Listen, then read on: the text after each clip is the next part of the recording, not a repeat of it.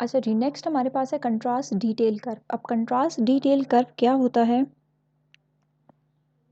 Another method for evaluating the spatial resolution and contrast resolution of an imaging system is the contrast detail curve। देखो नाम से ही जाहिर है ये आपको कंट्रास्ट के बारे में डिटेल देगा कि कोई भी ऑब्जेक्ट है, चाहे वो बड़ा है चाहे वो छोटा है, कितने कंट्रास्ट पे आप उसको क्लियरली देख सकते हो। और ये भी चीज़ याद रखनी है कि ये स्पेशल रेजोल्यूशन और कंट्रास्ट रेजोल्यूशन दोनों के बारे में बताता है।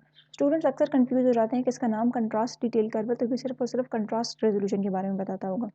सो एमसीक्यूज आ सकता है कि कंट्रास्ट डिटेल कर्व किसके बारे में बताता है, तो वो आपको स्पेशल रेजोल्यूशन के बारे में बताता है, कंट्रास्ट रेजोल्यूशन के बारे में बताता है। मतलब क्या है कि कितने साइज़ का ऑब्जेक्ट कौन से कंट्रास्ट पे आपको क्लियरली नज़र आएगा, वो आपको कौन बताएगा? कंट्रास्ट डिटेल कर्व बताएगा। इसके अंदर आपके पास बिल्कुल जिस तरह हमने पीछे स्पेशल रेजोल्यूशन में एमटीएफ कर्व पढ़ा था, that is modulation transfer function, ये बिल्कुल उसी की तरह है, लेकिन जो कंट्रास्ट डिटेल कर्व है इसको इंटरप्रेट करना बड़ा ईजी है। इसको देखकर आप इंफॉर्मेशन बड़ी आसानी से निकाल सकते हो।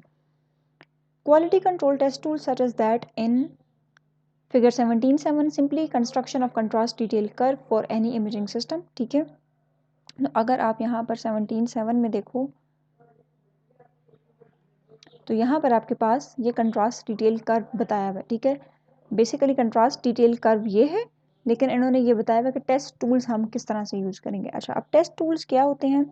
ये बेसिकली आपके पास ऊपर बल्कि उन्होंने बताया भी है, हम साथ साथ टेक्स्ट भी रीड कर ही लेते हैं। ये आपके पास होते हैं, कोई भी एल्यूमिनियम की शीट होगी या फिर प्लास्टिक की इस तरह की शीट होगी जैसी मैंने भी आपको नीचे बताई। ठीक हो गया। अब इसके अंदर रोज में होल्स होंगे और कॉलम में भी आपके पास होल्स होंगे इस तरह से। ठीक है, अब ये जो होल्स हैं याद रखना है इनका साइज भी डिफरेंट होगा और इनकी डेप्थ भी डिफरेंट होगी। ठीक है, यानी कि गहराई भी उनकी डिफरेंट होगी और साइज भी डिफरेंट होगा। तो अब यहाँ पर यही कहते हैं कि such tools have rows of holes of varying sizes that are fashion into a plastic or aluminium sheet. कोई भी प्लास्टिक एल्यूमिनियम की शीट है उसके अंदर होल्स बने हुए हैं डिफरेंट साइजेस के। Each row is associated with a column of holes with the same size. ठीक है, तो रोज के साथ आपके पास नीचे कॉलम है, वहां पर भी आपके पास होल्स ही हैं that are drilled to a different depth. ठीक है, और इनको जो होल बनाए गए हैं उनकी डेप्थ डिफरेंट है। A similar test tool is shown in figure 1718A. Its image is shown in 1718B. ठीक है, तो अगर आप लोग देखो इसी तरह के आपको एक और टूल भी बताया हुआ है। ये आपके पास एक टूल है, जब आप लोगों ने इमेजिंग की तो ये देखो इस तरह की आपको इमेज मिल गई। Upon close inspection of figure 1718B, one can carve out a curve of holes that are visible। तो अभी जो आप लोगों ने इस तरह वाली इमेज देखी थी, अब जब आप लोग इमेज लेते हो तो अब आपको नज़र आ रहा है ना कि होल्स किस किस जगह पर हैं, तो आप दोबारा इसको ये जो शीट है इसके अंदर दोबारा होल करके वही चीज़ दोबारा बना सकते हो ना, यानी कि एक किस्म का आपको सैंपल मिल गया। All right, the result is a curve that appears as shown. और आपके पास रिजल्ट क्या, आप इससे इंफॉर्मेशन निकाल के कर्व बना सकते हो। ठीक है, this contrast detail curve is a plot of just perceptible visualisation of size as a function of object contrast. ठीक है, इसमें बेसिकली हम क्या देख रहे होते हैं कि कितने साइज की चीज़ आपको नज़र आएगी, विजुअलाइजेशन ऑफ साइज, और कितने कंट्रास्ट पे नज़र आएगी। ठीक है, इसमें कुछ इतनी ख़ास चीज़ लिखी नहीं हुई है। अब मैं आपको जनरली बता देती हूँ कि कंट्रास्ट डिटेल कर्व होता क्या है। ठीक है, अब हमने बात की ना कि इसमें हम लोग टेस्ट टूल्स यूज़ करते हैं। देखो, इस टेस्ट टूल को हम इमेजिंग सिस्टम के अंदर रखते हैं। ठीक है, चाहे वो एक्सरे है, चाहे वो फ्लोरोस्कोप है या फिर सीटी है, कुछ भी है, आप लोग उस जो एक्सरे सोर्स है उसके आगे इसको रखोगे। ठीक है, जब आप लोगों ने उसके आगे इसको रखा तो अब देखो हमने बात की ना कि होल्स का साइज भी डिफरेंट है, होल्स की डेप्थ भी डिफरेंट है। तो हमारी बॉडी के अंदर भी तो डिफरेंट टिश्यूज होते हैं ना, उनका साइज भी डिफरेंट होता है, उनकी डेप्थ यानी कि डेंसिटी भी डिफरेंट होती है। ठीक है, नाउ आप उस टूल की इमेज लोगे, यानी कि जो आपने टूल बनाया है ना शीट वाला, इसकी आप लोग इमेज लोगे। अब उस इमेज के अंदर आप देखोगे कि कौन से होल्स आपको विजिबल हैं और कौन से नहीं हैं। अब जाहिर सी बात है, जो आपके पास लार्ज होल्स होंगे वो आपको विजिबल होंगे, इजी टू सी, और जो स्मॉल होल्स होंगे दे आर हार्डर टू सी। इसका मतलब है कि जो लार्ज होल्स थे इनका कंट्रास्ट ज़्यादा था, इसीलिए ये आपको नज़र आए, और जो स्मॉल होल्स थे उनका कंट्रास्ट कम था, इसीलिए वो आपको नज़र भी नहीं आए। ठीक हो गया, तो इन टेस्ट टूल की वजह से आप लोग ये मेजर करते हो कि कोई भी सिस्टम है, चाहे वो फ्लोरोस्कोपी है चाहे वो एक्सरे सिस्टम है, वो सिस्टम कितनी फाइन डिटेल आपको दे रहा है एट लो कंट्रास्ट। आप कौन से इमेजिंग सिस्टम को अच्छा कहोगे?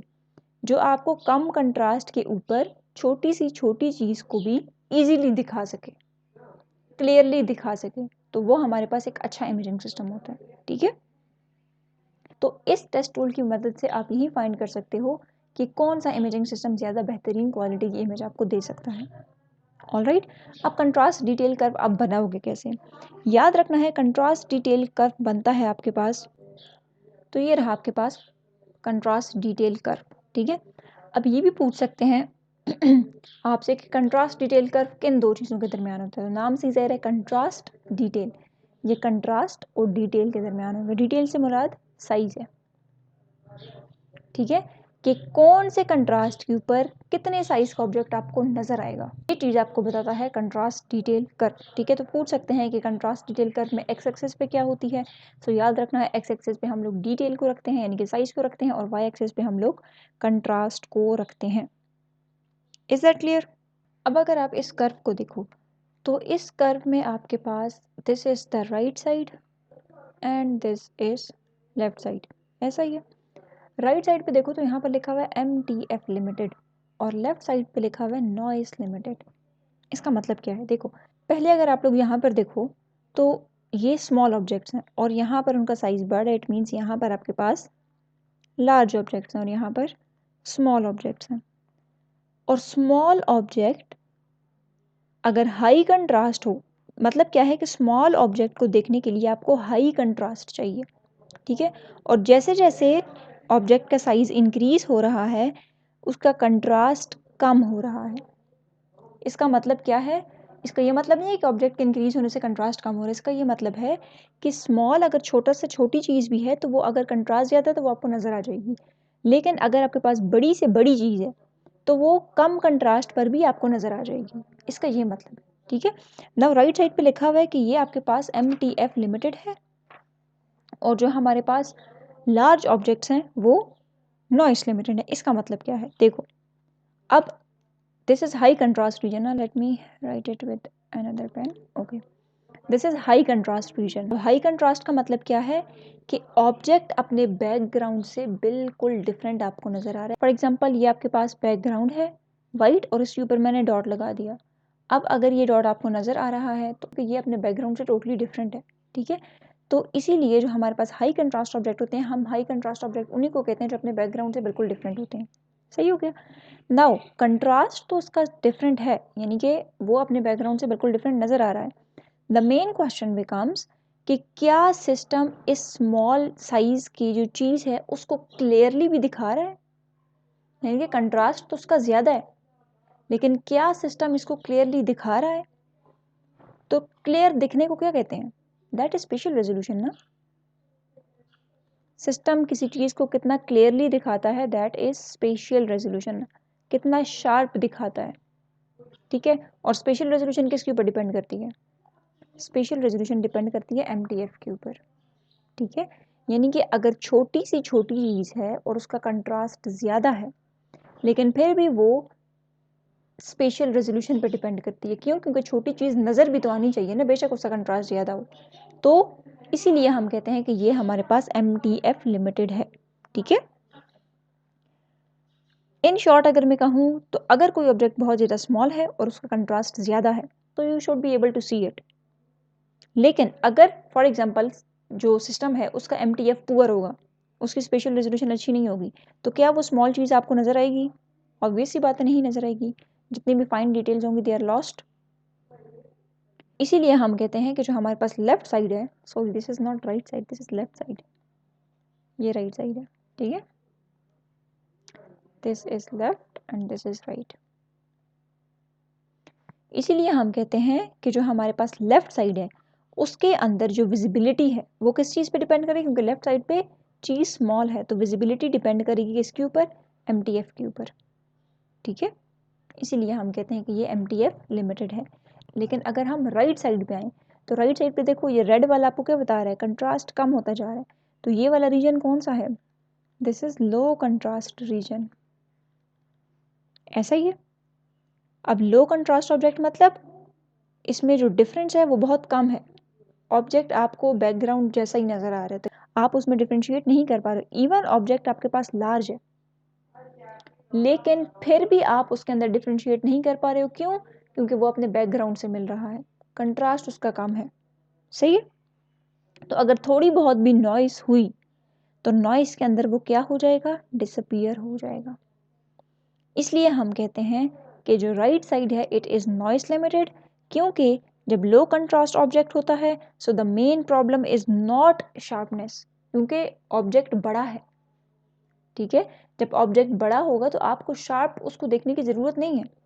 तो अगर नॉइस ज़्यादा होगी तो ऑब्जेक्ट अपने बैकग्राउंड में ब्लेंड हो जाएगा, you can not see it. इसीलिए हम कहते हैं जो राइट साइड है वहाँ पर विजिबिलिटी डिपेंड करती है सिग्नल टू नॉइस रेशो के ऊपर।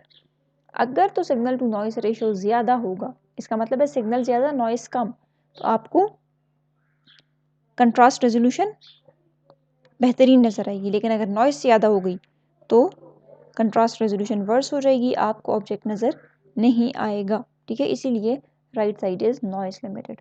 सही है। अब अगर आपसे कोई क्वेश्चन करे कि जो स्मॉल साइज़ के ऑब्जेक्ट्स होते हैं ये हाई कंट्रास्ट है, तो ये MTF लिमिटेड क्यों है? ये MTF लिमिटेड इसीलिए है क्योंकि साइज उनका बेशक स्मॉल है, बेशक वो अपने बैकग्राउंड से टोटली डिफरेंट है, लेकिन क्या वो छोटी सी छोटी चीज़ आपको नज़र भी आ रही है? अगर वो क्लियर नज़र आ रही है तो इसका मतलब है उस सिस्टम की MTF बेहतरीन है। ठीक है, स्पेशल रेजोल्यूशन अच्छी है, क्योंकि हमने अभी बात की थी कंट्रास्ट डिटेल कर्व आपको सिर्फ और सिर्फ कंट्रास्ट के बारे में नहीं बताता है, वो कंट्रास्ट रेजोल्यूशन और स्पेशल रेजोल्यूशन दोनों को बता रहा होता है। ठीक है, तो जो आपके पास हाई कंट्रास्ट ऑब्जेक्ट्स होते हैं दे आर MTF लिमिटेड, और जो हमारे पास लो कंट्रास्ट ऑब्जेक्ट्स होते हैं दे आर नॉइस लिमिटेड। ये MCQs आ सकते हैं। ठीक है, और फ़र्क आपको पता होना चाहिए क्यों हम कह रहे हैं कि हाई कंट्रास्ट ऑब्जेक्ट्स जो हैं वो MTF लिमिटेड हैं, क्योंकि कंट्रास्ट अगर ज़्यादा है तो वो चीज़ नज़र भी आनी चाहिए, चाहे वो इतनी ही छोटी क्यों ना वो आपको नज़र भी आनी चाहिए। इसलिए हम कहते हैं कि जो हमारे पास हाई कंट्रास्ट ऑब्जेक्ट होते हैं वो MTF लिमिटेड होते हैं। लो कंट्रास्ट ऑब्जेक्ट नॉइस लिमिटेड क्यों है? क्योंकि लो कंट्रास्ट मतलब कंट्रास्ट कम है, आप उनके अंदर डिफ्रेंशिएट नहीं कर पा रहे हो, तो अगर थोड़ी बहुत और नॉइस हुई तो उसका कंट्रास्ट तो बिल्कुल ही ख़राब हो जाएगा। ठीक हो गया? देन हमारे पास आता है image detail. Detail is special resolution. ठीक है, it is determined by system MTF। तो वही बात होगी, स्पेशल रेजोल्यूशन बेसिकली MTF ही बता रहा होता है आपको। MCQ जा सकता है कि जो हमारे पास मॉड्यूलेशन ट्रांसफर फंक्शन था उसमें भी तो हमने कर्व ड्रॉ किया था ना, तो वो स्पेशल रेजोल्यूशन के लिए होता है, लेकिन कंट्रास्ट डिटेल कर्व दोनों के लिए होता है। The contrast detail curve shows that, अब कंट्रास्ट डिटेल कर्व क्या बताता है कि जब ऑब्जेक्ट का कंट्रास्ट हाई हो, यानी कि वो अपने बैकग्राउंड से डिफरेंट है, so small objects can be imaged. क्योंकि बैकग्राउंड से डिफरेंट है तो छोटी चीज़ भी आपको नज़र आ जाएगी। When object contrast is low, contrast कम है यानी कि अपने बैकग्राउंड से मिल रहा है। Large objects are required for visualisation, तो अगर कंट्रास्ट कम है तो आपको चीज़ बड़ी रिक्वायर होगी फॉर विजुअलाइजेशन। जाहिर सी बात है आपको छोटी चीज़ तो नज़र आएगी ही नहीं ना। ठीक है, so the left side of the contrast detail curve, अभी हमने बात की थी लेफ्ट साइड क्या थी? हाई कंट्रास्ट ऑब्जेक्ट था। So it is said to be limited by MTF। Spatial resolution is determined by the MTF। क्योंकि आपके पास लेफ्ट साइड के ऊपर अगर आप लोग ग्राफ को देखो अगेन, तो लेफ्ट साइड के ऊपर क्या था? This is left side. Left side के ऊपर क्या है? ऑब्जेक्ट का साइज स्मॉल है, तो जब साइज स्मॉल है तो कितनी छोटी सी छोटी चीज़ आपको बताता है वो कौन सी रेजोल्यूशन होती है? Special resolution. और स्पेशल रेजोल्यूशन किस पे डिपेंड करती है? MTF पे डिपेंड करती है, इसलिए हम कहते हैं कि this is MTF limited. Right side हमारे पास क्या होता है? उसके ऊपर आपके पास लो कंट्रास्ट ऑब्जेक्ट्स थे। जब लो कंट्रास्ट ऑब्जेक्ट थे तो हमने उनको क्या कहा? They are noise limited. तो ये चीज़ याद रखनी है, हाई कंट्रास्ट वाले MTF लिमिटेड है, लो कंट्रास्ट वाले नॉइस लिमिटेड हैं। और नॉइस की वजह से हमारे पास क्या होता है? कंट्रास्ट रेजोल्यूशन ख़राब हो जाती है। An example of the use of a contrast detail curve is shown in figure 1720। इसको भी हम देखते हैं। अब फिगर 1720 में बेसिकली क्या किया है कि जो दो डिजिटल इमेजिंग सिस्टम्स हैं और उनके अंदर डिफरेंट पिक्सल साइजेस यूज हुए हैं, हमने उनको कंपेयर किए। ठीक है, अब वो सिस्टम जिसके अंदर स्मॉलर पिक्सल साइज था, जाहिर सी बात है हमने बात की थी special resolution is limited by pixel size. Special resolution pixel size पे डिपेंड करी होती है। जितना पिक्सल साइज कम उतनी स्पेशल रेजोल्यूशन ज़्यादा, जितना पिक्सल साइज ज़्यादा होगा उतनी स्पेशल रेजोल्यूशन कम होगी। But the contrast resolution of both will be the same if the same imaging technique is used. लेकिन कंट्रास्ट रेजोल्यूशन दोनों की सेम होगी, यानी कि एक तरफ आपके पास लार्जर पिक्सल साइज है, दूसरी तरफ आपके पास स्मॉलर पिक्सल साइज है, तो दोनों की स्पेशल रेजोल्यूशन डिफरेंट होगी लेकिन कंट्रास्ट रेजोल्यूशन सेम होगी। अब वो क्यों सेम होगी? क्योंकि कंट्रास्ट रेजोल्यूशन पिक्सल साइज पे डिपेंड ही नहीं करती है, ठीक है। इफ MAS इज इंक्रीज, यानी कि अगर आप लोगों ने एक्सपोजर बढ़ा दिया during digital radiography, special resolution same रहेगी लेकिन कंट्रास्ट रेजोल्यूशन इंप्रूव हो जाएगी एट हायर MAS। तो ये बात भी याद रखनी है। एक तरफ वो कहते हैं कि आप लोग देखो, दो चीज़ें उन्होंने बताई हैं, एक तरफ उन्होंने पिक्सल का साइज बताया है और दूसरी तरफ उन्होंने बताया है एक्सपोजर यानी कि MAS। अब पिक्सल साइज पे डिपेंड कर रही है स्पेशल रेजोल्यूशन, इसको कम या ज़्यादा करोगे तो स्पेशल रेजोल्यूशन के ऊपर इफेक्ट पड़ेगा, कंट्रास्ट रेजोल्यूशन सेम रहेगी। लेकिन अगर एक्सपोजर को बढ़ाओगे या कम करोगे तो उसकी वजह से कंट्रास्ट रेजोल्यूशन के ऊपर इफेक्ट पड़ेगा, ठीक है। अब कंट्रास्ट रेजोल्यूशन के ऊपर क्यों इफेक्ट पड़ेगा जब आप लोग हाई MAS को यूज़ करोगे? किस तरह से बढ़ेगी देखो, जब आप लोग एक्सपोजर को बढ़ाओगे मतलब नंबर ऑफ एक्सरेज को बढ़ा रहे हो, ठीक है। जब नंबर ऑफ एक्सरेज को बढ़ाओगे तो जाहिर सी बात है ज़्यादा से ज़्यादा एक्सरेज आपके पास जाकर डिटेक्टर के ऊपर लगेंगी, ऐसा ही है। जब ज़्यादा एक्सरेज डिटेक्टर के ऊपर जाएंगी तो सिग्नल इंक्रीज होगा या डिक्रीज होगा? सिग्नल बेसिकली क्या होता है, ये आपके पास पेशेंट की बॉडी है, फॉर एग्जाम्पल इस बोन का आप लोगों ने करना है, यहाँ पे आप लोग एक्सरेज दे रहे हो, पीछे आपके पास डिटेक्टर है, ये एक्सरेज इस बोन से गुजरेंगी, पीछे डिटेक्टर के ऊपर जाएंगी, तो ये आपके पास क्या है? दीज आर द सिग्नल जिनके पास इंफॉर्मेशन है फॉर फॉर्मिंग एन इमेज, ठीक है। तो ये हमारे पास क्या है? सिग्नल है। अब जितना ज़्यादा एक्सपोजर आप लोग बढ़ाओगे उतनी ज़्यादा इस डिटेक्टर तक भी तो पहुँचेंगे ना, यानी कि सिग्नल बढ़ रहा है। और अभी हमने बात की थी सिग्नल टू नॉइस रेशो की, जितनी सिग्नल टू नॉइस रेशो ज़्यादा हो तो कंट्रास्ट रेजोल्यूशन क्या होती है? बेहतर होती है। इसलिए हम कहते हैं कि जब आप लोग MAS को बढ़ाते हो तो कंट्रास्ट रेजोल्यूशन बढ़ जाती है, ठीक है। क्यों? क्योंकि सिग्नल बढ़ जाता है, ठीक हो गया। This is shown in figure 1721, इसको भी हम देखते हैं। पहले आप फिगर 20 को देख लो, 1720, ये देखो यहाँ पर आपके पास दो डिफरेंट डिजिटल इमेजिंग सिस्टम्स के ग्राफ ड्रॉ किए हैं, ठीक है, और उनको कंपेयर किया हुआ है और दोनों के अंदर आपके पास पिक्सल साइज डिफरेंट है। एक के अंदर आपके पास 80 साइज का पिक्सल यूज किया गया है और दूसरे के अंदर 150 का, ठीक है। यानी कि एक के अंदर स्मॉलर पिक्सल साइज रखा गया है और एक के अंदर लार्जर पिक्सल साइज रखा गया है। अब अगर आप इनको देखो तो जैसे जैसे ये कर्व राइट साइड के ऊपर आ रहा है तो यहाँ पर आपके पास साइज इंक्रीज हो रहा है, यानी कि यहाँ पर लार्जर ऑब्जेक्ट्स हैं और यहाँ पर साइज स्मॉल है यानी कि स्मॉलर ऑब्जेक्ट्स हैं, ठीक हो गया। तो जैसे जैसे हम राइट साइड के ऊपर जा रहे हैं तो ये कर्व नीचे की तरफ आ रहा है, इसका मतलब है ये कंट्रास्ट कम होता जा रहा है और इस पॉइंट पे आके दोनों मिल रहे हैं। अच्छा, अब अगर let me draw it with another, हम फॉर एग्जांपल 75 के ऊपर देखते हैं कंट्रास्ट, ठीक है। तो अगर मैं 75 से दोनों का देखूं तो इसको हम यहाँ से रेज कर देते हैं। ये जो रेड वाला है फॉर एग्जांपल ये 1 मिलीमीटर की चीज़ आपको दिखा रहा है और ये जो ब्लू वाला है ये 2 मिलीमीटर की चीज़ आपको दिखा रहा है। कंट्रास्ट दोनों का सेम है, 75 पे एक पिक्सल आपको 1 मिलीमीटर चीज़ बता रहा है और 75 पे ही दूसरा पिक्सल आपको 2 मिलीमीटर की चीज़ बता रहा है। कौन सा बेहतर होगा? जो आपको स्मॉल डिटेल्स बता रहा है। ऑब्वियस सी बात है 80 मिलीमीटर वाला, क्योंकि 80 मिलीमीटर वाले ने 75 के ऊपर 1 मिलीमीटर की चीज़ बताई है जबकि दूसरे ने 75 पर ही 2 मिलीमीटर की, यानी कि इसने उससे भी ज़्यादा छोटी चीज़ को कैप्चर किया। तो इसका मतलब है कि जो स्मॉलर पिक्सल साइज होते हैं ये स्मॉलर डिटेल्स को ज़्यादा बेहतर तरीके से डिटेक्ट करके आपको बताता है, ठीक हो गया। और लास्ट में आकर ये दोनों मिल रहे हैं इस पॉइंट के ऊपर, ठीक है। और ये पॉइंट कौन सा है? लार्जर ऑब्जेक्ट्स के लिए। तो ये क्यों कर्व मिल रहे हैं? क्योंकि जो लार्जर ऑब्जेक्ट्स होते हैं इस केस में आपके पास पिक्सल साइज मैटर नहीं करता, ठीक है। पिक्सल साइज मैटर करता है स्मॉलर डिटेल्स फाइंड करने के लिए। जितना छोटा पिक्सल का साइज होगा उतनी छोटी डिटेल्स आपको देगा, ठीक है। लेकिन आखिर में आकर ये मिला इसी वजह से क्योंकि लार्जर ऑब्जेक्ट्स के लिए पिक्सल साइज डिपेंड नहीं करता है, ठीक हो गया। क्योंकि लार्जर ऑब्जेक्ट तो लार्जर पिक्सल पे भी आ जाएंगे, स्मॉलर पिक्सल पे भी आ जाएंगे, उसके लिए साइज मैटर ही नहीं करता, ठीक है।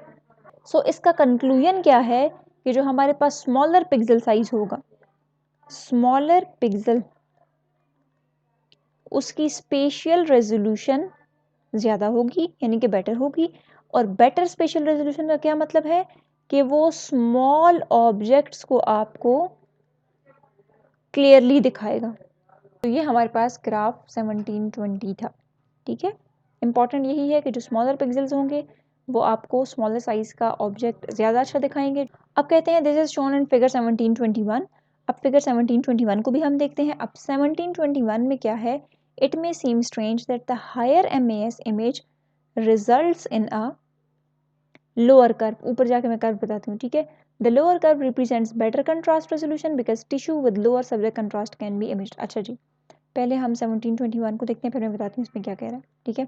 अब यहाँ पर आओ, दिस इज फिगर 1721। अब 1721 में पहले उन्होंने पिक्सल्स का बताया कि एक तरफ आपने लार्जर पिक्सल यूज़ किया, दूसरी तरफ स्मॉलर पिक्सल यूज़ किया। अब यहाँ पर बता रहे हैं एक्सपोजर का। एक तरफ आप लोगों ने हाई एक्सपोजर दिया है, दूसरी तरफ आप लोगों ने लो एक्सपोजर दिया है, तो ग्राफ किस तरह से बने हैं, ठीक है। अगेन, अच्छा, अब जैसे जैसे साइज इंक्रीज होता जा रहा है, यानी कि हम राइट साइड के ऊपर मूव करें। Again this is left side and this is right side.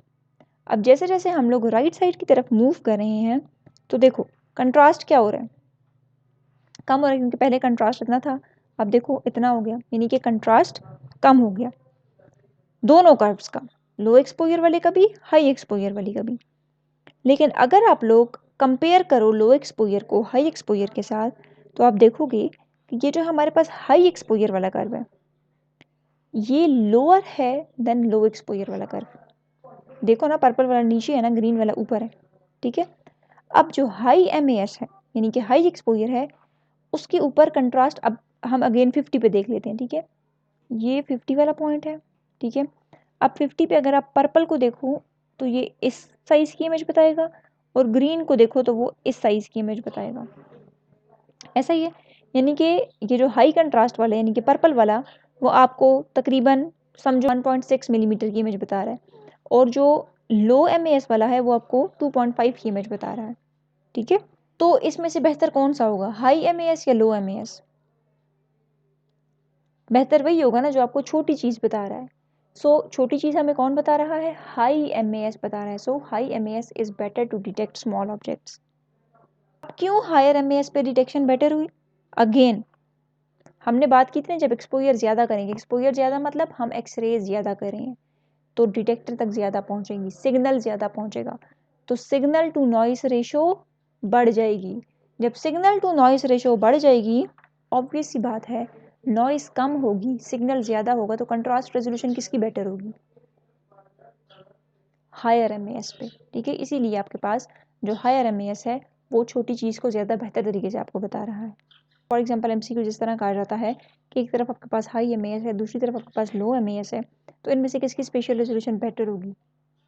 आपको आया हायर MAS पे यानी कि हायर एक्सपोजर के ऊपर स्पेशल रेजोल्यूशन बेटर मिलेगी, या लो एक्सपोजर के ऊपर स्पेशल रेजोल्यूशन बेटर मिलेगी? तो अगर आप लोग अपने दिमाग को इस्तेमाल करो तो एक्सपोजर के ऊपर डिपेंड ही नहीं करी special resolution. Special resolution is limited by pixel size, ठीक हो गया, जबकि जो कंट्रास्ट रेजोल्यूशन है वो एक्सपोजर पर डिपेंड करती है।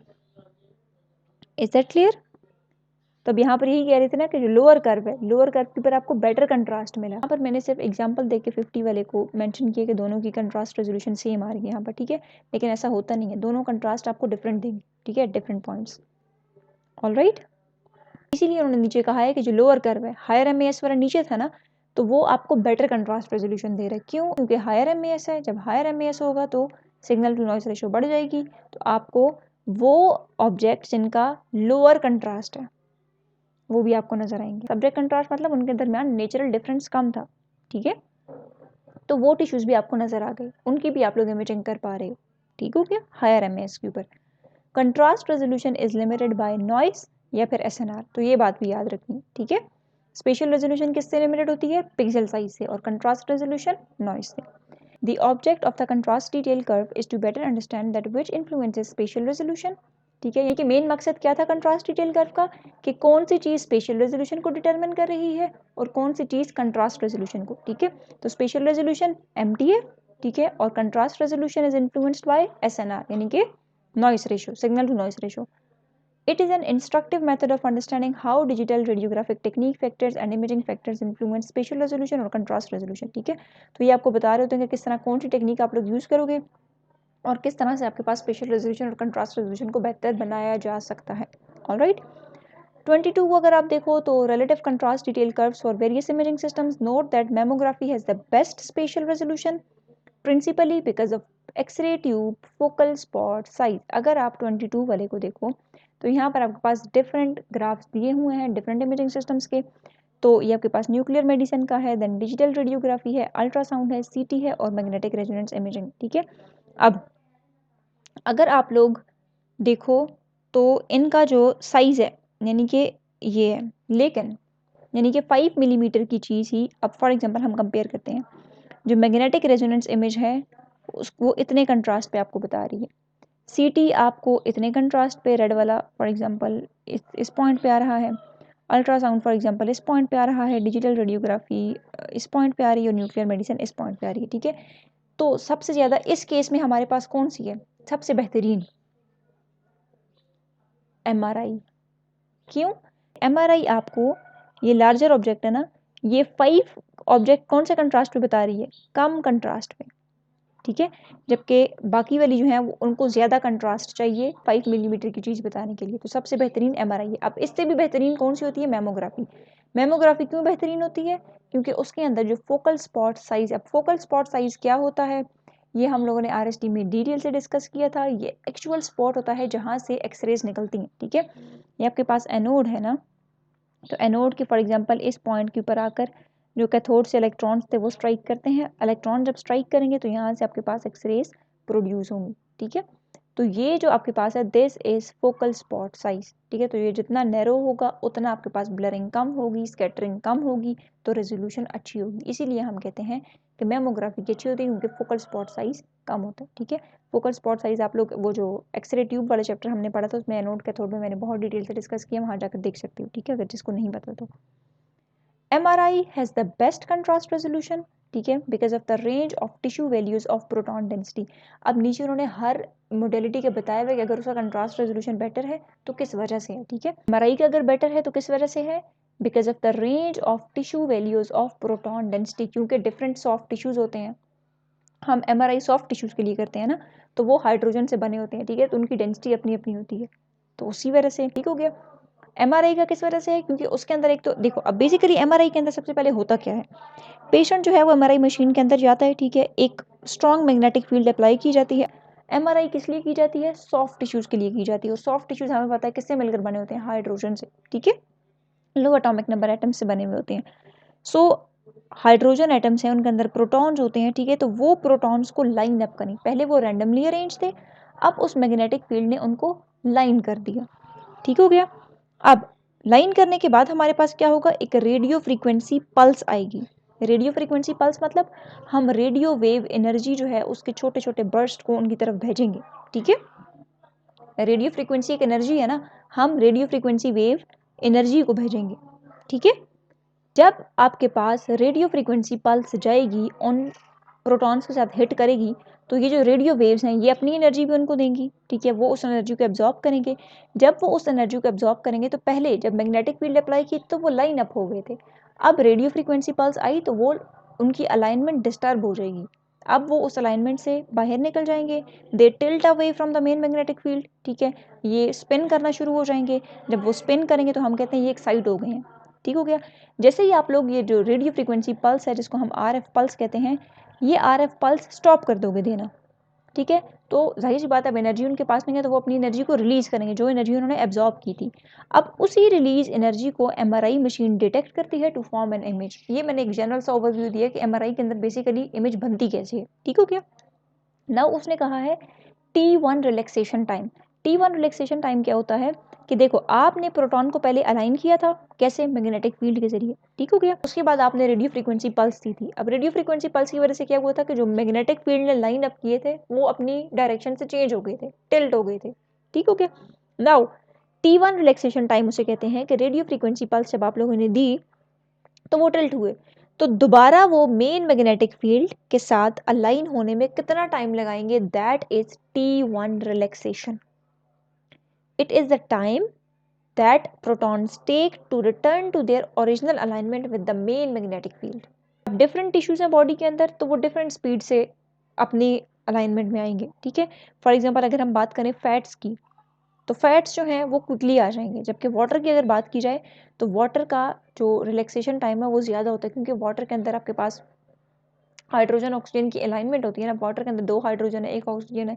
अब हाइड्रोजन की अलाइनमेंट चेंज हुई है तो वो अलाइनमेंट दोबारा अपनी जगह पर आने के लिए टाइम लगाएगा। ठीक हो गया। दूसरा आपके पास है T2 रिलैक्सेशन टाइम, कि जब आपने रेडियो फ्रीक्वेंसी पल्स दी थी उन्हें, तो हमने बात की थी ना कि वो मेन मैग्नेटिक फील्ड से टिल्ट हो गए थे, स्पिन करना शुरू कर गए थे। ठीक है। तो T2 रिलैक्सेशन टाइम इसे कहते हैं, time it takes for protons to lose synchronization after the RF pulse. यानी कि जब आप लोगों ने RF पल्स दी फिर उसके बाद स्टॉप कर दी।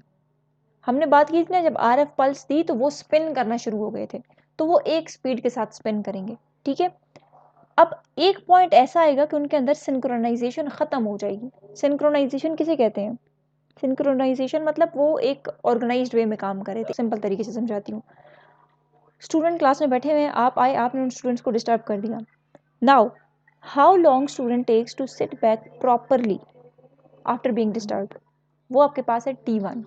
आपने स्टूडेंट्स को डिस्टर्ब किया, अब दोबारा वो कितना टाइम लेंगे अपनी पोजीशन में दोबारा बैठने के लिए? वो आपके पास है वो आपके पास है T1 रिलैक्सेशन टाइम। ठीक है।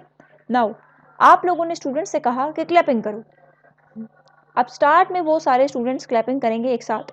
आफ्टर सम टाइम ऐसा होगा कि कोई क्लैपिंग करना छोड़ देगा, कोई मेरी तरह आखिर तक करता रहेगा ना। कुछ स्टूडेंट्स बाकी सबसे अलग होते हैं, वो अपनी दुनिया में मगन होते हैं, तो बाकी सारे खामोश हो जाते हैं, वो शुरू रहते हैं। तो T2 रिलैक्सेशन टाइम भी यही है कि जितनी देर तक स्टूडेंट आपके पास क्लैपिंग इकट्ठी करते रहेंगे, that is T2 relaxation time. आखिर में एक पॉइंट ऐसा आएगा कि उसके दरमियान रिदम नहीं रहेगी। ठीक हो गया। So same is the case with proton. आपने प्रोटॉन को डिस्टर्ब किया, अब प्रोटॉन दोबारा अपनी ओरिजिनल पोजीशन में आएंगे, तो वो T1 रिलैक्सेशन टाइम है। T2 रिलैक्सेशन टाइम मतलब वो प्रोटॉन जो आप लोगों ने एक्साइट किया है वो स्पिन भी एक साथ कर रहे हैं, that is T2 relaxation time. बाद में ऐसा होगा कोई प्रोटॉन स्पिन करता रहेगा, कोई नहीं करेगा, कोई स्लो हो जाएगा, कोई तेज हो जाएगा। ठीक हो गया। तो ये हमारे पास थोड़ा बहुत MRI का था। देन हमारे पास है जी CT। सीटी की कंट्रास्ट रेजोल्यूशन क्यों बेटर होती है? सीटी के अंदर जो हम एक्सरे बीम यूज करते हैं वो कोलिमेटेड होता है। कोलिमेटेड मतलब नैरो बीम होता है। जिस एरिया की हमने रेडियोग्राफी करनी है वो जस्ट उसी एरिया के ऊपर जाएगा, बाकी एरियाज को एक्सपोज नहीं करेगा। ठीक है। जब कोलिमेशन होगी तो उसकी वजह से हमारे पास स्कैटर रेडिएशन कम होगी, स्कैटरिंग कम होगी। ठीक है। और ये बात याद रखनी है, CT has the best contrast resolution of all x-ray imaging systems. ये सारे MCQ के लिए इंपॉर्टेंट है। ठीक है। पहले आपके पास मेमोग्राफी है। मेमोग्राफी की क्यों होती है? Because of small focal spot size. सीटी की कोलिमेशन की वजह से। MRI की T1 T2 रिलैक्सेशन टाइम और प्रोटॉन डेंसिटी की वजह से। ठीक हो गया। तो ये सारी इंपॉर्टेंट है MCQs के लिए। है ना। हमारे पास है patient radiation dose consideration. Patient को आप लोगों ने कौन कौन सी चीज़ों को कंसिडर करके डोज देना है? With acceleration to all digital imaging we have the opportunity to reduce patient doses by 20 to 50%। जब डिजिटल इमेजिंग सिस्टम की तरफ आए कन्वेंशनल से, तो इसका सबसे बड़ा फ़ायदा ही ये है कि यहाँ पर पेशेंट को डोज कम मिलता है। और कितना? 20 to 50% कम हो गया। ठीक है। और ये डिपेंड करता है एग्जामिनेशन पे, आप कौन सा एग्जामिनेशन कर रहे हो। However, quite the opposite often has occurred, something that many people called dose creep। बाज़ औक़ात ऐसा होता है कि पेशेंट को डोज डिजिटल इमेजिंग के अंदर भी ज़्यादा मिल जाता है। हम लोग इस चीज़ को नोटिस नहीं कर रहे होते, बट डोज ज़्यादा मिल जाता है, तो इसको हम कहते हैं डोज क्रीप। ठीक है। अब देखो, स्क्रीन फिल्म जब होती थी ना, स्क्रीन फिल्म इमेजिंग, तो उसके अंदर क्या होता था कि अगर आप लोग जब एक्सपोजर को बहुत ज़्यादा करते थे, ठीक है, तो आपको इमेज बहुत ज़्यादा डार्क मिलती थी। और जब आपके पास एक्सपोजर बहुत ज़्यादा कम होता था तो इमेज आपको बहुत ज़्यादा लाइट मिलती थी। ठीक है। तो टेक्नोलॉजिस्ट को उसी वक्त पता चल जाता था दैट समथिंग इज़ रॉन्ग। मैंने बहुत ज़्यादा रखा हुआ है तभी तो इमेज मुझे डार्क नज़र आ रही है, और मैंने बहुत ज़्यादा कम रखा हुआ है तभी मुझे इमेज लाइट नज़र आ रही है, तो वो उसको करेक्ट कर लेता था। लेकिन डिजिटल इमेजिंग के अंदर हमारे पास क्या होता है, यहाँ पर हमारे पास कंप्यूटर ऑटोमेटिकली कंट्रोल करता है ब्राइटनेस को। ठीक है। तो अगर आपके पास डोज ज़्यादा भी है तो कंप्यूटर उसको एडजस्ट करके, बजाय इसके कि वो इमेज बहुत ज़्यादा डार्क मिल रही है आपको, कंप्यूटर उसका कंट्रास्ट एडजस्ट करके आपको बता देता है आपको इमेज अच्छी मिल रही है, तो आपको पता नहीं चल रहा होता कि डोज ज़्यादा है या कम है। तो ओवर एक्सपोजर ऑब्वियस नहीं होता डिजिटल इमेज के अंदर। अब अगर फॉर एग्जांपल टेक्नोलॉजिस्ट एक्सपोजर को बढ़ाता है ताकि नॉइस कम कर सके, एक्सपोजर बढ़ जाएगा, नॉइस भी कम हो जाएगी, आपको इमेज क्लीन मिलेगी, लेकिन पेशेंट को डोज क्या मिलेगा? डोज ज़्यादा हो जाएगा। क्यों? क्योंकि कंप्यूटर ने ऑलरेडी पहले से डोज उसको ज़्यादा मिल रहा था, लेकिन कंप्यूटर ने उसको एडजस्ट करके आपको सही इमेज दे दी। फिर आपने मज़ीद डोज बढ़ा दिया कि मज़ीद क्लियर इमेज आए। ठीक है। तो डोज पेशेंट को क्या मिल रहा है? ज़्यादा मिल रहा है, इसको हम कहते हैं डोज क्रीप। तो डिजिटल इमेजिंग के अंदर आपके पास क्या होता है, वैसे तो 20 to 50% डोज कम होता है, लेकिन डिजिटल आपके पास ओवर एक्सपोजर को हाइड कर देता है, इसलिए समटाइम्स टेक्नोलॉजिस्ट उसको डोज ज़्यादा दे देते हैं। ठीक हो क्या? Because digital imaging can always yield a good image, क्योंकि डिजिटल इमेजिंग के अंदर हमेशा आपको क्वालिटी अच्छी मिलती है, it is possible for the technologist to be unwittingly lured into an adjusting exposures as frequently as with screen film, for example, by not changing factors between a lateral view and an anterior-posterior view when they are taken consecutively. अच्छा, digital imaging के अंदर हमें हमेशा quality अच्छी मिलती है, लेकिन sometimes ऐसा होता है कि टेक्नोलॉजिस्ट को पता नहीं चलता और वो एक्सपोजर को एडजस्ट करता है खुद। ठीक है, जब वो खुद एडजस्ट करता है, फॉर एग्जांपल आप अगर स्क्रीन फिल्म की आगे उन्होंने खुद ही एग्जांपल दे दी कि अगर आप लोग सब्सिक्वेंट व्यूज़ ले रहे हो, फॉर एग्जांपल एक आप लोगों ने एपी व्यू में लिया रेडियोग्राफ और दूसरा आप लोग लेटरल व्यू में ले रहे हो।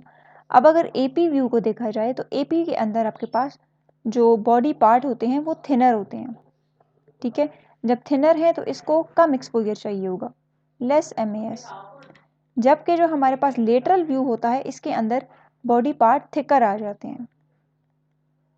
ठीक है, जब थिकर होंगे तो इसको ज़्यादा एमएएस चाहिए होगा, लेकिन टेक्नोलॉजिस्ट क्या करते हैं, फॉर एग्जांपल उन्होंने एपी व्यू लिया है तो एपी के बाद अगर वो लेटरल ले रहे हैं तो अब इसको एक्सपोजर ज़्यादा चाहिए, लेकिन टेक्नोलॉजिस्ट नहीं बढ़ा रहा। या फिर ऐसा हो सकता है कि टेक्नोलॉजिस्ट ने पहले लेटरल व्यू लिया है और उसके बाद एपी ले रहा है, तो चूंकि लेटरल के लिए उसने एमएएस को ज़्यादा रखा था तो एपी के लिए उसको कम करना चाहिए, लेकिन वो कम नहीं कर रहा। जब वो कम नहीं कर रहा तो ऑब्वियस सी बात है पेशेंट को डोज ज़्यादा मिलेगा। ठीक है, यहाँ पे लिखा हुआ है ना अनविटिंगली लर्ड, इसका मतलब है technologist is not doing it intentionally, as a result it is possible for the overall patient dose to increase. तो एज अ रिजल्ट आपके पास क्या होगा, पेशेंट का डोज बढ़ जाएगा। ठीक हो गया? Patient dose reduction should be possible because of manner in which digital image receptor responds to x-rays and because of the property of receptor known as DQE। तो पेशेंट डोज को अगर आप कम करना चाहते हो तो वो दो तरीके से कर सकते हो। एक आप एक ऐसा इमेज रिसेप्टर चुनो जो एक्सरेज को ज़्यादा रिस्पॉन्ड करे, जो कम से कम एक्सरेज को भी रिस्पॉन्ड करे, और दूसरा आप उस रिसेप्टर को भी देखो कि आया उसकी डिटेक्टिव क्वांटम एफिशिएंसी ज़्यादा है, यानी कि वो जो एक्सरेज उसके ऊपर जा रही हैं वो उनको एफिशिएंटली यूज़ भी कर रहा है कि नहीं। ठीक है, तो ये इस चीज़ पर डिपेंड कर रहा होता है। तो हम अब पढ़ते हैं इमेज रिसेप्टर रिस्पॉन्स, यानी कि किस तरह का इमेज रिसेप्टर आप लोग यूज़ करोगे पेशेंट को डोज कम दे सकते हो। Alright, consider again the responses of screen film image receptor and digital image receptor. These curves relate to the contrast resolution. They do not represent spatial resolution. Special resolution in screen film radiography, तो ये भी MCQ जा सकता है कि screen film radiography के case में special resolution को कौन सी चीज़ डिटरमिन करती है। याद रखना है स्क्रीन फिल्म के केस में फोकल स्पॉट साइज होता है, जबकि डिजिटल इमेजिंग सिस्टम के केस में पिक्सल साइज होता है। ठीक हो गया? तो स्पेशल रेजोल्यूशन स्क्रीन फिल्म के केस में फोकल स्पॉट साइज होता है। तो अगर आप लोग ग्राफ को देखो, वेयर इज ग्राफ, तो एक आपके पास ये जो रेड वाला है ये स्क्रीन फिल्म के लिए है, और जो आपके पास दूसरा लीनियर है वो हमारे पास डिजिटल रेडियोग्राफी के केस में है। तो अगेन स्क्रीन फिल्म वाले के केस में देखो तो 3 ऑर्डर्स ऑफ मैग्नीट्यूड है, ओनली 30 शेड्स ऑफ ग्रे, और अगर आप लोग डिजिटल इमेज रिसेप्टर के केस में देखो तो 10,000 ग्रे शेड्स आपको नज़र आ रहे हैं। ठीक है, लेकिन ये चीज़ स्पेशल रेजोल्यूशन को डिटरमिन नहीं कर रही है, ये चीज़ आपको क्या बता रही है, ये आपको कंट्रास्ट रेजोल्यूशन बता रही है। क्यों? क्योंकि स्पेशल रेजोल्यूशन तो पिक्सल साइज बताएगा ना, यहाँ पे तो ग्रे लेवल्स हैं और ग्रे लेवल्स के दरम्यान डिफरेंट कर सकते हो, तो यही तो आपके पास कंट्रास्ट रेजोल्यूशन होती है। ठीक हो गया?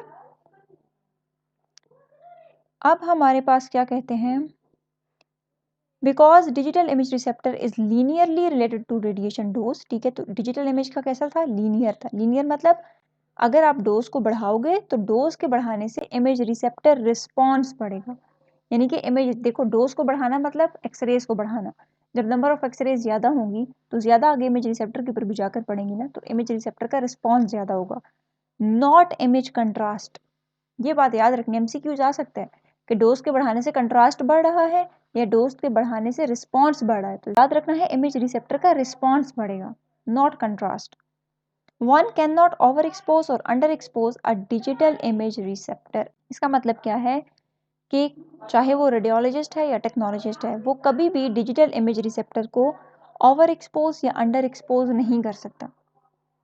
अब आप बोलोगे कैसे नहीं कर सकता, उसके अंडर ही होता है। तो वो पेशेंट को ओवर एक्सपोज या अंडर एक्सपोज कर सकता है, डिजिटल इमेज रिसेप्टर को नहीं कर सकता, याद रखना। ठीक है, इसका मतलब क्या है कि जो डिजिटल डिटेक्टर होता है ना, it can handle a wide range of exposures.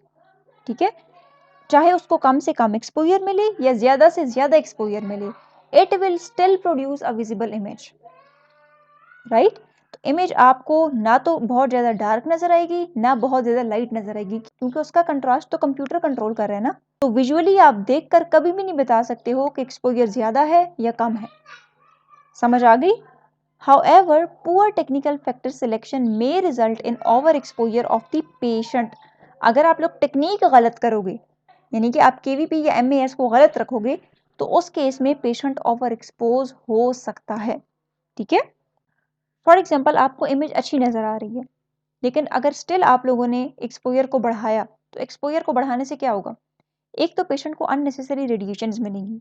ठीक है, लेकिन स्टिल डिटेक्टर तो अपनी इमेज अच्छी ही बनाएगा, तो पेशेंट डोज ज़्यादा होगा, और ये डेंजरस है। डेंजरस क्यों है? क्योंकि टेक्नोलॉजिस्ट को ये रियलाइज हो ही नहीं रहा कि एक्सपोजर में ज़्यादा दे रहा हूँ, क्योंकि इमेज, जाहिर सी बात है, टेक्नोलॉजिस्ट तो इमेज को देखेगा ना। अब इमेज ना उसको डार्क मिल रही है ना लाइट मिल रही है, बल्कि वो बिल्कुल परफेक्ट मिल रही है, तो उसको कैसे पता चलेगा कि मैंने एक्सपोजर ज़्यादा किया है कम किया?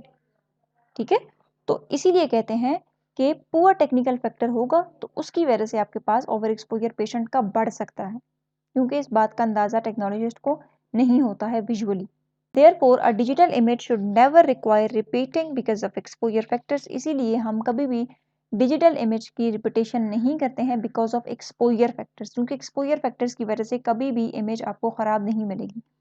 जिस तरह स्क्रीन फिल्म रेडियोग्राफी में होता था कि जब आप लोगों के पास एक्सपोजर बहुत ज़्यादा होता था तो इमेज डार्क मिलती थी, तो फिर टेक्नोलॉजिस्ट दोबारा जब एग्जामिनेशन करता था तो एमएएस को कम कर देता था, उसमें रिपीट करता था। लेकिन यहाँ पर रिपीट करने की ज़रूरत नहीं पड़ती। क्यों? क्योंकि एक्सपोजर की वजह से कभी भी आपको इमेज खराब नहीं मिलेगी। इमेज का कंट्रास्ट कंट्रोल कर रहा है computer. Exposure factor related repeat rate for screen film radiography ranges for approximately 5% and this translate directly to the dose reduction digital image patients. यानी कि आपके पास जो स्क्रीन फिल्म के केस में 5% रिपीटेशन केस होते थे, ठीक है, यानी कि 5% ऐसा होता था कि आप रिपीट करते थे एग्जामिनेशन को, लेकिन हमारे पास डिजिटल इमेजिंग के अंदर ऐसा नहीं होता। ठीक है, 1723 को अगर हम देखें तो range for a properly exposed 400 speed screen film radiograph, ये भी मैंने आपको बताया था। जब आप इसको ओवर एक्सपोज करोगे या फिर अंडर एक्सपोज करोगे तो इमेज का कंट्रास्ट कम या ज़्यादा होगा। ओवर एक्सपोज करोगे तो डार्क नज़र आएगी बहुत ज़्यादा, अंडर एक्सपोज करोगे so it will be too light. ठीक है, Such is not the case for digital imaging and this affords a considerable opportunity for patient radiation dose reduction. ठीक है, तो इस तरह से हमारे पास पेशेंट रेडिएशन डोज के अंदर कमी डिजिटल के अंदर ज़्यादा आती है, क्योंकि डिजिटल इमेजिंग के अंदर कंट्रास्ट इस चीज़ पे डिपेंड नहीं करता कि आपने एक्सपोजर ज़्यादा दिया है या कम दिया है। ठीक हो गया? ये जो डोज क्रीप का मैंने आपको बताया ना, ये सम टाइम्स ऐसा होता है, नॉट ऑल द टाइम्स। ठीक है, So contrast resolution is preserved in digital imaging regardless of dose. Important है, ठीक है, कि डिजिटल इमेजिंग के अंदर कंट्रास्ट रेजोल्यूशन प्रिजर्व रहता है, बेशक आप डोज को ज़्यादा करो या कम करो, क्योंकि वो चीज़ कंप्यूटर के कंट्रोल में है। ठीक है, the screen film radiographs of a foot Phantom show in this one are labeled with the technique used for each screen film are exposed or underexposed easily. However, this is not the case with digital imaging. ठीक है, तो अगर आप 24 को देखो, एक में आप लोगों ने अंडर एक्सपोज किया टू लाइट, ओवर एक्सपोज किया टू डार्क, ये दरमियानी गए। ठीक है, तो इसमें आप लोग जब एक्सपोजर को चेंज कर रहे थे तो कंट्रास्ट चेंज हो रहा था। ठीक है, लेकिन ऐसा डिजिटल इमेजिंग के अंदर नहीं होता है।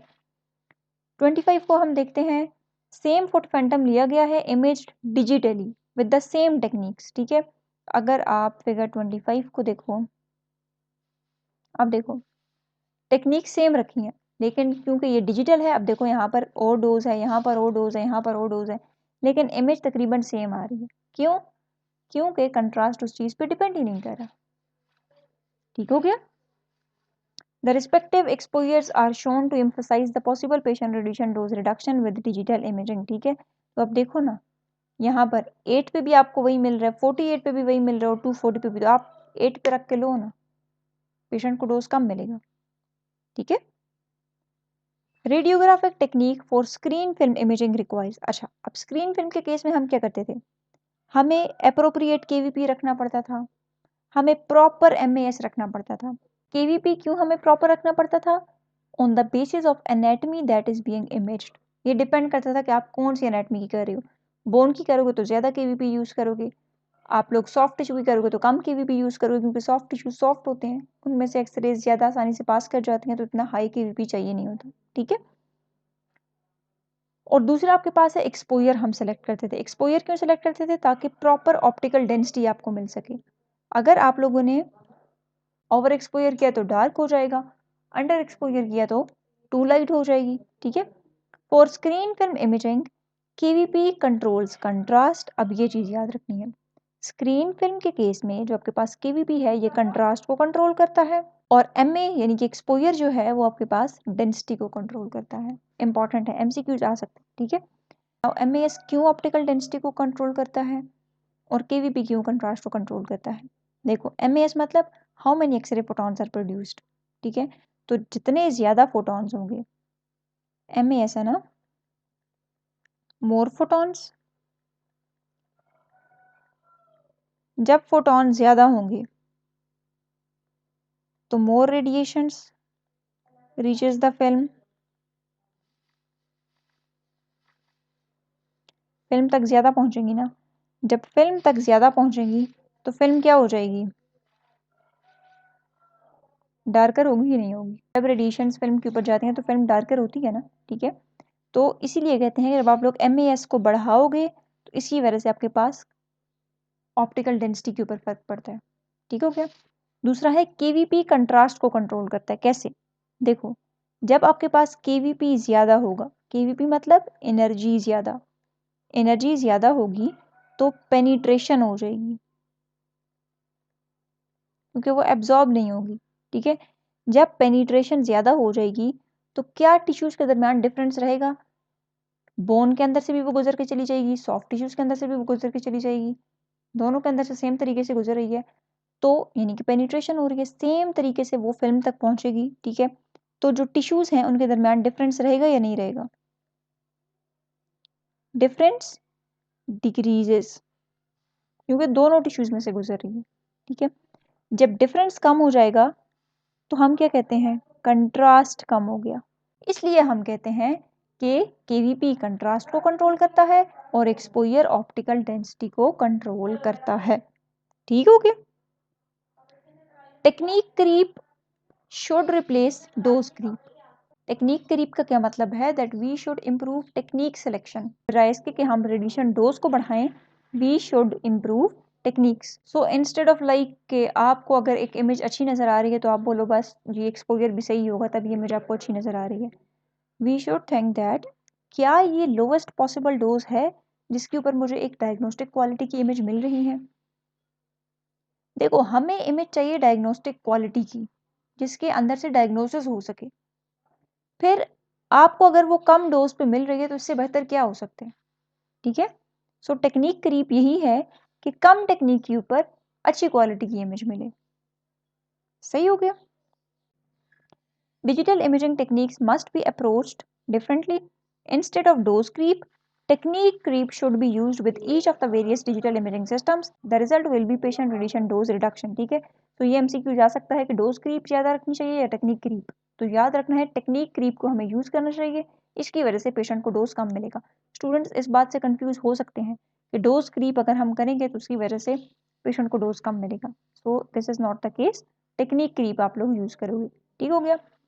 Because digital image contrast is unrelated to dose. क्यों? क्योंकि जो डिजिटल इमेज है उस केस में कंट्रास्ट डोज पे डिपेंड ही नहीं कर रहा, केवीपी बिकम्स लेस इंपॉर्टेंट। ठीक है। इसलिए केवीपी बिकम्स लेस इंपॉर्टेंट। ये चीज स्क्रीन फिल्म के अंदर डिपेंड करती है, क्योंकि हमने ऊपर बात की ना, स्क्रीन फिल्म के केस में केवीपी कंट्रास्ट को कर रहा था, जबकि जो एमएएस था वो ऑप्टिकल डेंसिटी को कर रहा था। लेकिन डिजिटल इमेज के अंदर ऐसा कोई केस नहीं है, इसलिए डिजिटल इमेज के अंदर केवीपी भी इतनी इंपॉर्टेंट नहीं है। When digital examination of specific anatomy is conducted, the KVP should start to be increased. And an accompanying reduction in MAS should be noted with successive examinations। ठीक है, तो हम बेसिकली क्या करते हैं, हम KVP को थोड़ा सा इंक्रीज कर देते हैं और MAS को रिड्यूस कर देते हैं। ठीक है, अब जब हम KVP को इंक्रीज करेंगे तो उसकी वजह से क्या होगा, एक्सरेज जो है वो ज़्यादा इजीली पेनिट्रेट कर जाएंगी। जब वो ज़्यादा इजीली पेनिट्रेट करेंगी तो डिटेक्टर तक ज़्यादा पहुंचेंगी। ऐसा ही है, जब एक्सरेज ऑलरेडी ज़्यादा डिटेक्टर तक पहुंच रही हैं पेनिट्रेट होकर, तो आपको MAS को बढ़ाने की क्या ज़रूरत है। ठीक है, तो हम MAS को कम कर देते हैं।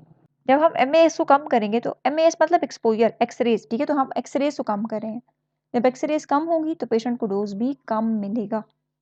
सही हो गया, तो इसको हम कहते हैं हाई KVP लो MAS टेक्निक। ये बात याद रखनी है। ठीक है, KVP के बढ़ाने से ये एक्सरेज पेनिट्रेट करके आगे डिटेक्टर तक पहुंच रही हैं, तो फिर MAS को बढ़ाने की कोई ज़रूरत नहीं है। ठीक है, जो जितनी आप एक्सरेज दे रहे हो वो डिटेक्टर तक पहुंच रही है, तो फिर मजीद और एक्सरेज को बढ़ाने की ज़रूरत नहीं है। ठीक है, तो पेशेंट को डोज कम मिलेगा। The result will be adequate contrast resolution, special resolution भी कांस्टेंट होगी और पेशेंट को डोज कम मिलेगा। सही हो गया। The patient dose that is possible, the patient radiation dose reduction that is possible is limited। अब जो पेशेंट रेडिएशन डोज होता है ना, जिसको आप कम कर सकते हो, वो लिमिटेड है। आप एक हद तक उसको कम कर सकते हो, उसके बाद आप उसको कम नहीं कर सकते हो। Additional rendering of image receptor response curves except here the reason for digital images highlighted. ये भी मैं आपको बताती हूँ। The problem with very low technique, जब आप लोगों ने बहुत ज़्यादा कम टेक्निक रखी, बहुत ज़्यादा कम टेक्निक मतलब बहुत ज़्यादा कम KVP रख लिया, बहुत ज़्यादा कम एक्सपोजर रख लिया, तो उसकी वजह से क्या होगा, SNR कम हो जाएगा। क्योंकि हमने ऊपर कहा ना लिमिटेड है, इतनी कम भी नहीं करनी कि आपके पास सिग्नल टू नॉइस रेशो ही कम हो जाए। जब सिग्नल टू नॉइस रेशो कम होगी इसका मतलब है नॉइस ज़्यादा है, नॉइस प्रीडोमिनेट हो जाएगी। जब नॉइस प्रीडोमिनेट हो जाएगी तो ऑब्वियस सी बात है कंट्रास्ट के ऊपर तो फर्क पड़ेगा। So it can compromise the interpretation of soft tissue anatomy. तो आप इसकी वजह से सॉफ्ट टिश्यू को फिर आगे इंटरप्रेट नहीं कर सकते हो, डायग्नोसिस नहीं कर सकते हो। सही हो गया।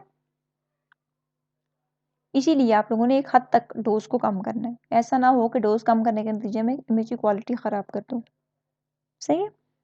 दूसरा हमारे पास है डिटेक्टिव क्वांटम एफिशिएंसी। अब आपको इमेज रिसेप्टर रिस्पॉन्स पता चल गया। दूसरा हमने क्या चीज़ देखनी होती है, डिटेक्टिव क्वांटम एफिशिएंसी। ठीक है, probability that an x-ray will interact with an image receptor is determined by the thickness of the capture layer and its atomic composition.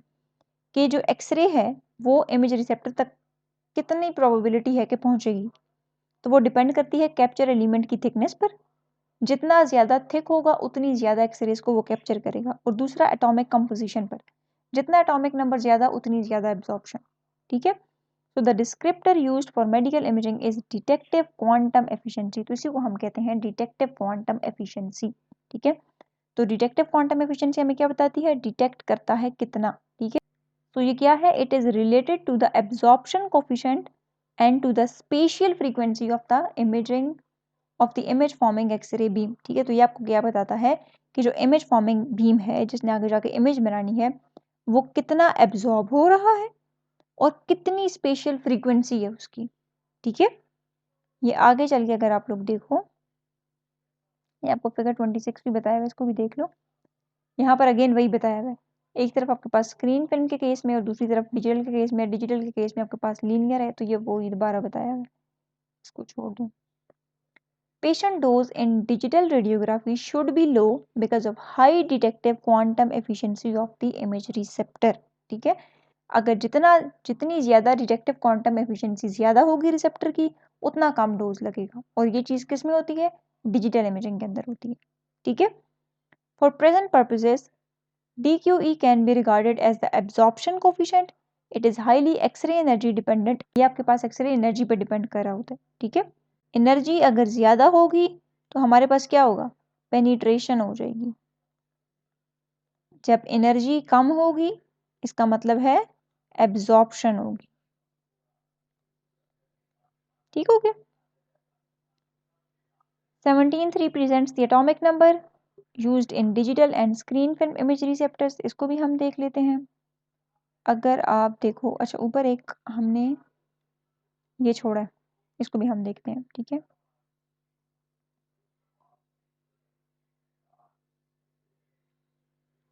यहाँ पर आपको डिफरेंट बताया हुआ कि एटॉमिक नंबर किसका ज़्यादा है, तो सबसे ज़्यादा किसका है, गैडोलिनियम ऑक्सीसल्फाइड का है। इसीलिए हम कहते हैं जो गैडोलिनियम ऑक्सीसल्फाइड स्क्रीन्स होती हैं ये फास्टेस्ट स्क्रीन्स होती हैं। ठीक है, एटॉमिक नंबर ज़्यादा होता है, ज़्यादा एक्सरेज को कैप्चर करेंगी। ठीक है, और सबसे कम किसका है, एमॉर्फस सेलेनियम का है। ऑलराइट, एंड के शेल बाइंडिंग एनर्जीज भी उन्होंने बताई हुई है। ठीक है, ये आपने आगे जाके देख लेंगे, याद करने की ज़रूरत नहीं है।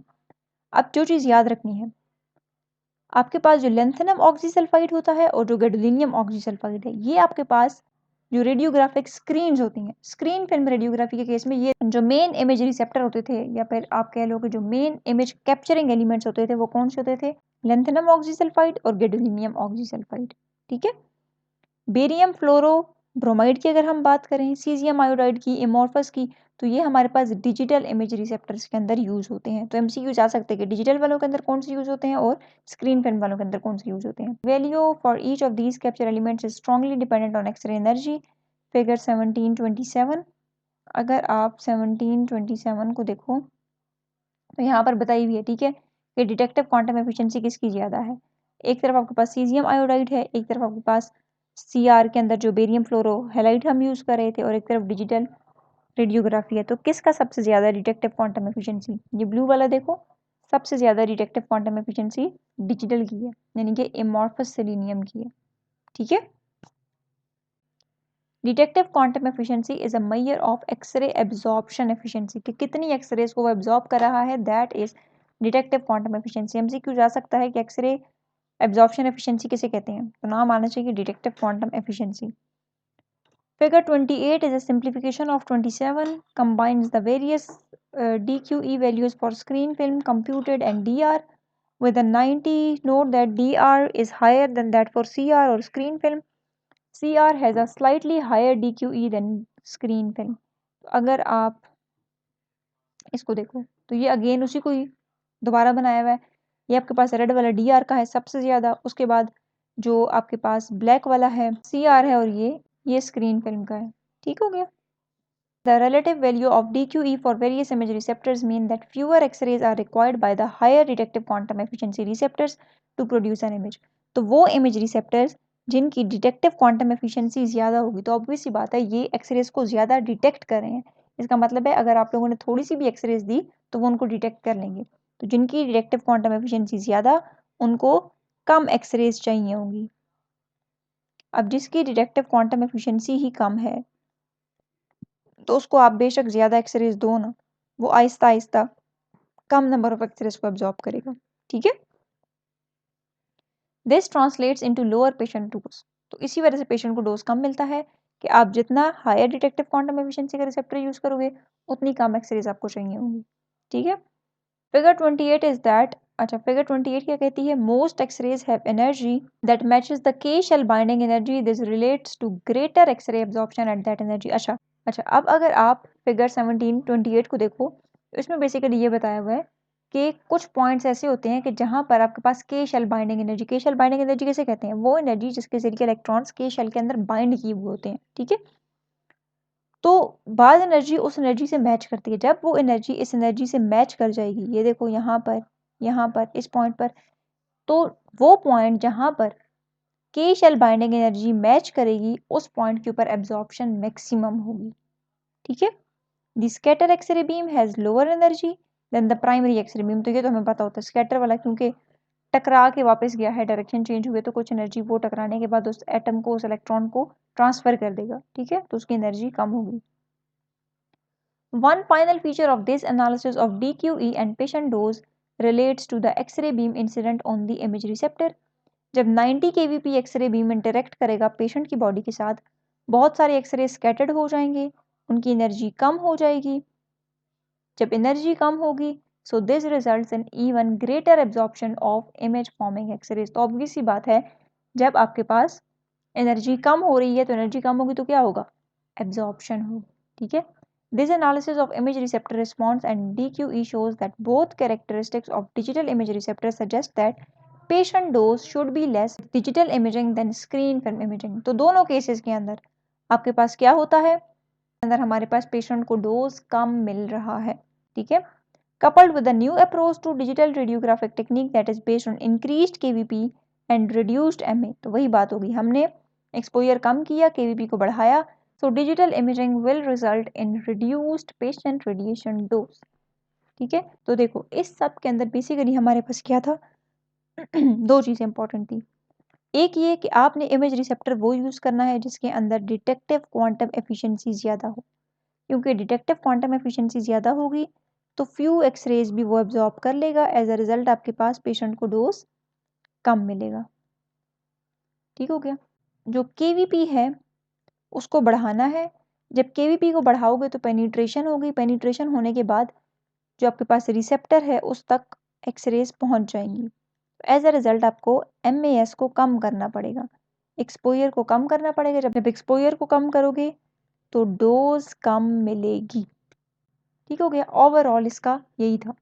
बाकी उन्होंने डोज क्रीप का बताया और टेक्निक क्रीप का बताया, तो याद रखना है टेक्निक क्रीप इंपॉर्टेंट है। डोज क्रीप से पेशेंट डोज बढ़ता है, टेक्निक क्रीप से पेशेंट डोज कम होता है। ठीक है, so this is all about contrast resolution.